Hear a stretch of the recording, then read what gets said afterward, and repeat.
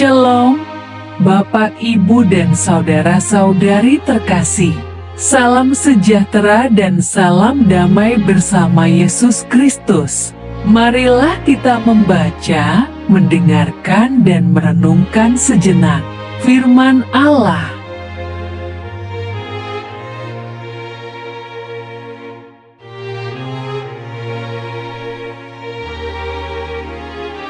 Bacaan pertama.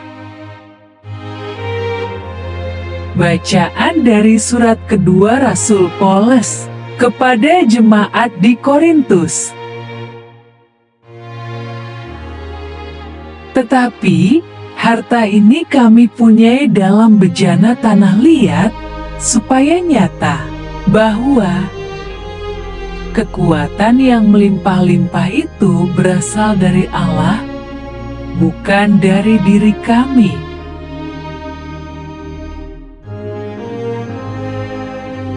Dalam segala hal kami ditindas, namun tidak terjepit.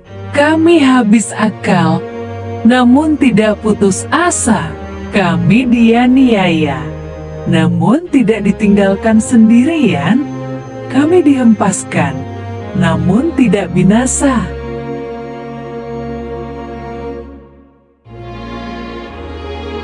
Kami senantiasa membawa kematian Yesus di dalam tubuh kami, supaya kehidupan Yesus juga menjadi nyata di dalam tubuh kami. Sebab kami yang masih hidup ini terus-menerus diserahkan kepada maut karena Yesus, supaya juga hidup Yesus menjadi nyata di dalam tubuh kami yang fana ini. Maka demikianlah maut giat di dalam diri kami, dan hidup giat di dalam kamu. Namun karena kami memiliki roh iman yang sama, seperti ada tertulis, "Aku percaya, sebab itu aku berkata-kata." Maka kami juga percaya, dan sebab itu kami juga berkata-kata.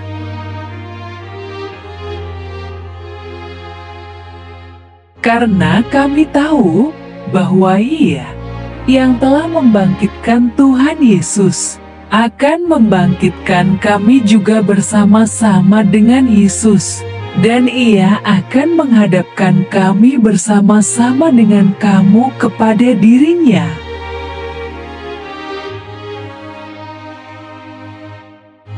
Maka demikianlah maut giat di dalam diri kami, dan hidup giat di dalam kamu. Sebab semuanya itu terjadi oleh karena kamu, supaya kasih karunia yang semakin besar berhubung dengan semakin banyaknya orang yang menjadi percaya.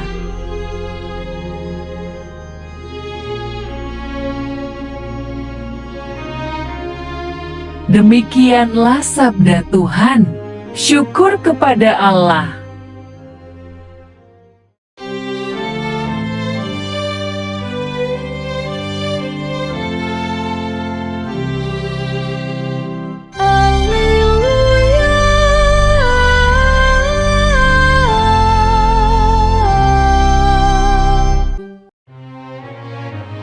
Tuhan bersamamu dan bersama rohmu. Inilah Injil suci menurut Matius. Maka datanglah ibu anak-anak Zebedeus serta anak-anaknya itu kepada Yesus, lalu sujud di hadapannya untuk meminta sesuatu kepadanya. Kata Yesus, "Apa yang kau kehendaki?" Jawabnya, "Berilah perintah, supaya kedua anakku ini boleh duduk kelak di dalam kerajaan-Mu, yang seorang di sebelah kanan-Mu dan yang seorang lagi di sebelah kiri-Mu." Tetapi Yesus menjawab, katanya, "Kamu tidak tahu apa yang kamu minta. Dapatkah kamu meminum cawan yang harus kuminum?" Kata mereka kepadanya, "Kami dapat." Yesus berkata kepada mereka, "Cawanku memang akan kamu minum, tetapi hal duduk di sebelah kananku atau di sebelah kiriku, aku tidak berhak memberikannya. Itu akan diberikan kepada orang-orang bagi siapa Bapa-Ku telah menyediakannya." Mendengar itu, marahlah ke-10 murid yang lain kepada kedua saudara itu. Tetapi Yesus memanggil mereka lalu berkata, "Kamu tahu bahwa pemerintah-pemerintah bangsa-bangsa memerintah rakyatnya dengan tangan besi, dan pembesar-pembesar menjalankan kuasanya dengan keras atas mereka. Tidaklah demikian di antara kamu. Barang siapa ingin menjadi besar di antara kamu, hendaklah ia menjadi pelayanmu. Dan barang siapa ingin menjadi terkemuka di antara kamu, hendaklah ia menjadi hambamu. Sama seperti Anak Manusia datang bukan untuk dilayani, melainkan untuk melayani dan untuk memberikan nyawanya menjadi tebusan bagi banyak orang." Demikianlah sabda Tuhan. Terpujilah Kristus. Renungan Injil. Bapak, Ibu, dan saudara-saudari terkasih, Gereja Katolik menetapkan hari ini sebagai Pita Street Yakobus, rasul di mana bacaan Injil mengisahkan bagaimana perjalanan iman Yakobus menjadi murid Yesus dan pernah meminta kedudukan di sisi Yesus. Sebagian orang terobsesi menjadi yang terbaik, terbesar, terpopuler, terpintar, terkaya, terhebat, dan lainnya. Sifat tidak mau kalah dengan orang lain pada mulanya si baik untuk memicu semangat, melakukan yang terbaik sesuai kemampuan dirinya. Namun di sisi lain, orang ini biasanya tidak bisa menerima kekalahan, sebab prinsip pikirannya adalah nomor 1 dan bukan nomor 2 atau nomor berikutnya. Sikapnya cenderung pelit, tak mau berbagi dengan orang lain, terutama pada orang yang dianggapnya adalah saingannya, dan menjadi sombong bila berhasil meraih nomor 1 seperti yang ditargetkannya. Dunia menempatkan nomor 1 adalah ukuran puncak kesuksesan. Kebiasaan cara-cara dunia menempatkan yang terbesar adalah yang terbaik, dan cara ini bertolak belakang dengan ajaran Yesus yang mengatakan, timbullah pertengkaran di antara murid-murid Yesus tentang siapakah yang terbesar di antara mereka. Dan Yesus berkata kepada mereka, yang terkecil di antara kamu sekalian, dialah yang terbesar. Ke-12 murid Yesus bertengkar karena mau menjadi terbesar. Demikian juga ibu Yohanes dan Yakobus menginginkan kedua anaknya menjadi yang terbesar di antara para rasul lainnya. Bagaimana dengan Anda? Selain kecenderungan menjadi nomor 1, hal lain adalah cenderung maunya dilayani daripada melayani orang lain. Seringnya minta dilayani, maka akhirnya menuntut dilayani terus-menerus, dan hampir tidak pernah melayani orang lain. Melayani adalah memberi diri untuk orang lain sebagai ungkapan syukur dan terima kasih kepada Tuhan yang telah memberkati hidupnya. Banyak yang salah mengerti pelayanan karena motivasinya untuk kepentingan diri sendiri.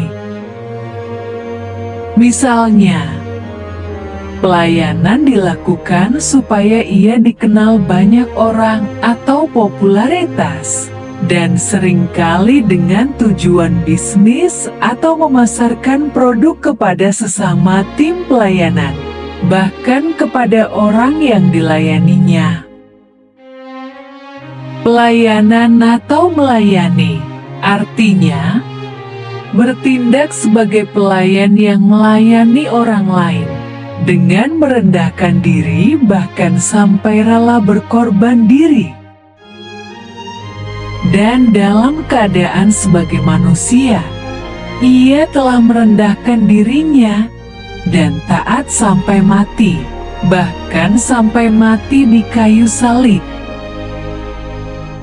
Sama seperti Anak Manusia datang bukan untuk dilayani, melainkan untuk melayani, dan untuk memberikan nyawanya menjadi tebusan bagi banyak orang.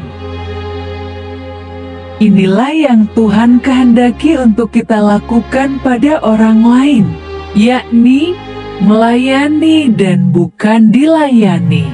Menjadi pelayan dan hamba itu fokusnya untuk melayani orang lain, dan tidak ada untuk kepentingan diri sendiri kecuali untuk berbakti kepada Tuhan.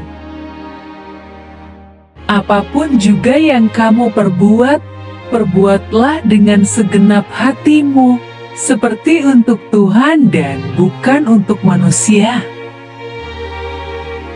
Tidak mudah melayani untuk Tuhan, sebab harus berjuang mengosongkan diri dari keinginan kedagingan dan memiliki hati yang penuh belas kasihan. Selagi masih ada kepentingan diri sendiri, berarti kita belum mampu mengosongkan diri dari kedagingan termasuk ego kita. Kita sebenarnya sudah tahu nasihat ini, namun masalahnya kita sering lupa dan tidak serius melakukan pelayanan. Oleh sebab itu, kita mesti bangun relasi intim dengan Tuhan, agar kita mengenal dan memahami kehendak Tuhan. Lewat dua pribadi, bersaat teduh bersamanya dan merenungkan sabdanya. Bapak, Ibu, dan saudara-saudari terkasih, dengan demikian kita mengalami suatu transformasi diri sepenuhnya.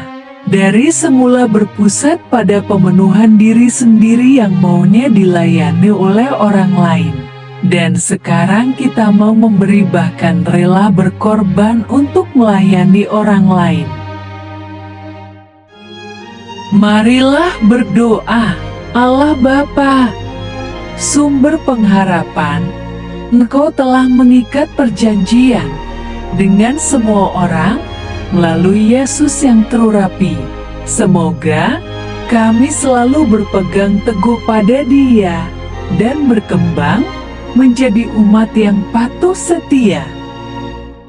Dengan pengantaraan Yesus Kristus, Putra-Mu, Tuhan kami, yang bersama Dikau dalam persatuan Roh Kudus, hidup dan berkuasa Allah sepanjang segala masa. Dalam nama Bapa, Putra, dan Roh Kudus. Amin. Terima kasih sudah mendengarkan dan merenungkan firman Allah. Jangan lupa subscribe dan jangan lupa juga aktifkan loncengnya.